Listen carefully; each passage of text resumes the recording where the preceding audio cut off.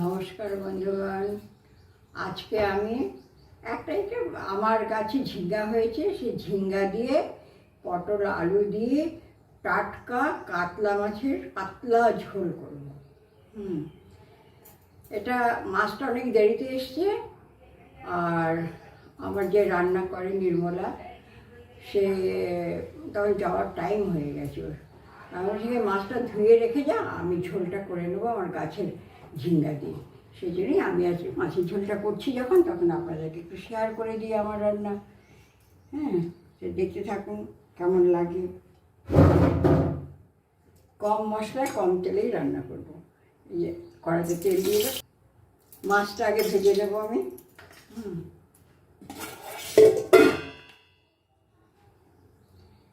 তেল গরম হয়ে গেছে, আমি আবার একটুখানি করে ঘুরিয়ে দিচ্ছি। ঘুরিয়ে দিলে এই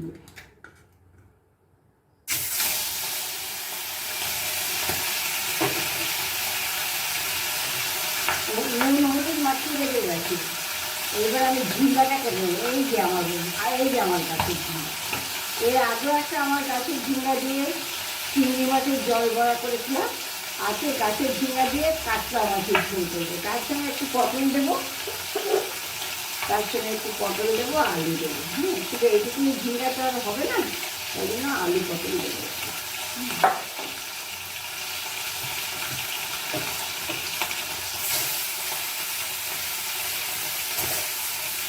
এই যে আমার মাছ ভাজা হয়ে গেল। কড়া ভাজিনি, আবার একদম হালকাও ভাজিনি, মিডিয়াম ভেজেছি। এই মিডিয়াম ভেজেছি। একটা মাছের মাথাও আছে একটা, আর দুটুকরো মাছ আছে। এই যে কড়াও ভাজিনি, হালকাও ভাজিনি। আচ্ছা, এইবারে কড়াতে তেল দেবো। তেল দিয়ে আমি আলু পটলটা একটুখানি ভেজে নেব। এই সাতলানো ভাজা আর কি। আলু পটলটা এই যে দিয়ে দিলাম।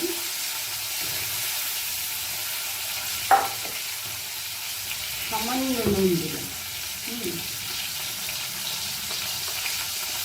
কারণ ঝোলের সময় আবার নুন দেবো তো, সেই জন্য সামান্য নুন দিলাম। এবার একটা ঢাকা দেবো। বেশি ভাজলাম না, কড়া করে ভাজলাম না, অল্প একটুখানি নেড়ে সাঁতলে তুলে দিলাম। পটল বেশি ভাজলেন না, ঝোলে অতটা ভালো লাগে না খেতে, সেই জন্য আমি হালকা করেই তুলে নিলাম। হালকা ভাজা, হালকা ভাজা। আর এই যে মাছটা আপনাদের তখন ভালো করে দেখাতে পারেনি, মাছও দেখুন হালকা ভাজা। এইবারে এই যে আমার গাছের ঝিঙ্গা, এটা আমার গাছের ঝিঙ্গাটা আবার একটুখানি সাঁতলে দেব। সাঁতলাম না, সামান্য একটু সাঁতলালে তো ঝিঙ্গাটা একটু, আমার মনে হয় একটু ঘুনো ঘুনো গন্ধ থাকে, একটু সাঁতলে নিলে টেস্টটা ভালো হয়। আচ্ছা, আমি একটু ঢাকা দিলাম। তারপর বলছি, এই যে আমার এখানে আছে হাফ চামচ জিরে, হাফ ধনে, হাফ চামচ হলো হলুদ গুঁড়ো, হাফ চামচ হলো লঙ্কার গুঁড়ো, হাফ চামচের কম লঙ্কার গুঁড়ো। লঙ্কার গুঁড়োটা কম দিলাম। আর একটু আদা, হাফ চামচ আদা, কারণ আমি এটা কাঁচা লঙ্কা দিয়েই করবো। মেন একটুখানি লঙ্কার গুঁড়ো দিলাম, কাঁচা লঙ্কা দিয়ে ঝোলটা করলে বেশি টেস্ট হবে এটা। হালকা হালকা হালকা ঝাল হবে। আবার ঝিঙ্গাও ভাজা হয়ে গেল। এবারে ঝিঙ্গাটা জাস্ট একটু সাঁতলে তুলে দিলাম, ব্যাস। সব হয়ে গেল। এইবারে এই ক্ষেত্রে আর সামান্য একটু তেল দেবো, বেশি তেল দেবো না। খুব কম তেল দেবো, কারণ সবই তো সাঁতলানো হয়ে গেছে, বেশি তেল দিলে ভালো লাগবে না। এই যে এক পাটি তেল দিলাম, আর এক পাটি ওখানটায় আছে কড়ার মধ্যে এক পাটি তেল আছে অলরেডি, আমি এক পাটি দিলাম। এইবারে এই তরকারিটা করতে হবে কালো জিরে ফোড়ন দিয়ে, তাহলে বেশি টেস্ট হয়। একটা তেজপাতা দিয়ে দিলাম। এবার তেলটা গরম হলে আমি একটু কালো জিরে দিয়ে দেবো। আর কাঁচা লঙ্কাটা, এই যে দুটো কাঁচা লঙ্কা নিয়েছি, কাঁচা লঙ্কাটা পরে দেবো। আচ্ছা, এবার তেলটা গরম হয়নি এখনও। আমি এই মশলাটার মধ্যে একটুখানি জল মিশিয়ে রাখলাম। তাহলে মশলাটা কষাতে সুবিধা হবে। এবার তেল গরম হয়ে গেছে, আমি কালো জিরেটা দিয়ে দিলাম। কালো জিরেটা দিয়ে দেওয়া হয়ে গেল। তখন আমি এই যে মশলাটা আমি দিয়ে দিচ্ছি। হ্যাঁ, এই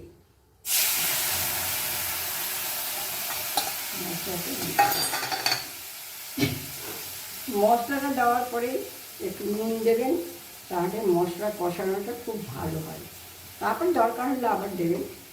এবার আলু সিদ্ধ হতে তো টাইম লাগবে। এই মশলাটা আমি জানি বেছে বেছে আলুগুলো দিয়ে দিলাম, ভাজা আলুগুলো, তাহলে মশলাও কষানো হয়ে যাবে, আলুটাও সিদ্ধ হয়ে যাবে, এর কোনো সমস্যা হবে না। আর এই আনাজগুলো সব পরে দেবো। পরে দেবো এগুলো ঝোল টকবক করে ফুটে যাওয়া দিয়ে মাছ দেবো, আর আনাজগুলো দেবো, কাঁচা লঙ্কাটা নামাবার একটু আগে দেবো।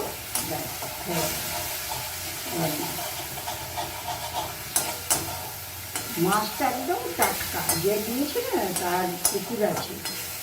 এটা দেখাতে পাচ্ছি আপনাদের, দেখুন সামনে নিয়ে দেখাচ্ছি। এই দেখুন তেলটা কষা হয়েছে, যে বুঝে যাচ্ছে যে এই যে তেল ছেড়ে দিচ্ছে। তেল ছেড়ে দেওয়া মানেই হলো কষানো হয়ে গেছে। এবার আমি ঝোল দেবো। আমি যেই পরিমাণে ভাববো যে ঝোল রাখবো, তার থেকে একটু বেশি পরিমাণ দেবো, কারণ ফুটে তো আবার সেটাই হবে।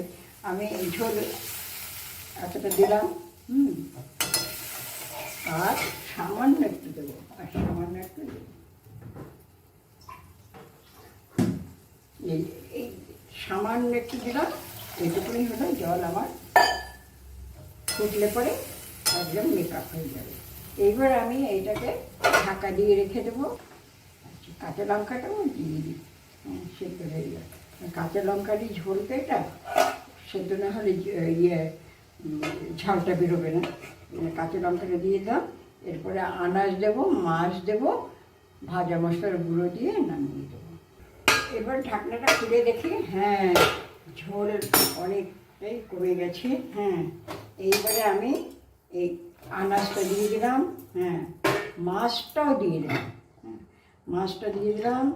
এইবারে এইটা টকবক করে ফুটবে। ফুটে যখন দেখবো যে হ্যাঁ আনাজ ঠান্ডা সব সেদ্ধ হয়ে গেছে, তখন আমি আবার চেক করে নেবো যে কতটা হলো না হলো। আলু, পটল, ঝিঙ্গা সব সুন্দর সেদ্ধ হয়ে গেছে। ঝোলও এইটুকুনি রাখতে হবে, কেন পাতলা ঝোল করেছি, ঘন ঝোল নয়। হ্যাঁ, সেই জন্য আমি এবার একটু ভাজা মশলার গুঁড়ো দিয়ে নামিয়ে দেবো। 1 টেবিল স্পুন ঝোল গুঁড়ো দিলাম, ব্যাস হয়ে গেল আমার ঝোল।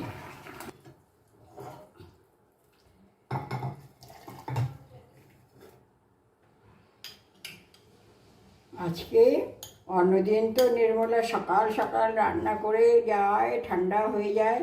আজকে গরম গরম মাছের ঝোল দিয়ে ভাত খাবো। ঠিক আছে, থ্যাংক ইউ। এই যে আমার হাজব্যান্ডকে খেতে দিয়েছি। আজকে আমাদের রান্না হয়েছে উচ্ছে কুমড়ো ভাজা, এটা দিতে ভুলে গেছি। উচ্ছে কুমড়ো ভাজা, আর হলো টমেটো দিয়ে মুসুর ডাল বা সজনে ডাঁটা দিয়ে পাঁচমিশালি তরকারি। হ্যাঁ, আর হলো মাছের ঝোলটা আমি করেছি। এই 3টা আইটেম নির্মলা করেছে, মাছের ঝোলটা আমি করেছি। বলো মাছের ঝোলটা খেয়ে বলো কেমন হয়েছে? খুব ভালো হয়েছে। ভালো হয়েছে? পাতলা? আর ঝাল ঠিক আছে কাঁচা লঙ্কার? ঝাল তো লাগেনি, আমি তো ঝাল খাই না মোটামুটি। ওটা ঝাল যারা কম খায় খুব ভালো হয়েছে। Thank you. ঠিক আছে, আজকের মতন এখানটাই রাখলাম। যেটা আমি বলার সেটা তো বলবই। লাইক করবেন, শেয়ার করবেন, কমেন্টস করবেন। হ্যাঁ, আর ভালো লাগলেও বলবেন, মন্দ লাগলেও বলবেন। আবার ফিরে আসবো আরেকটা রেসিপি নিয়ে।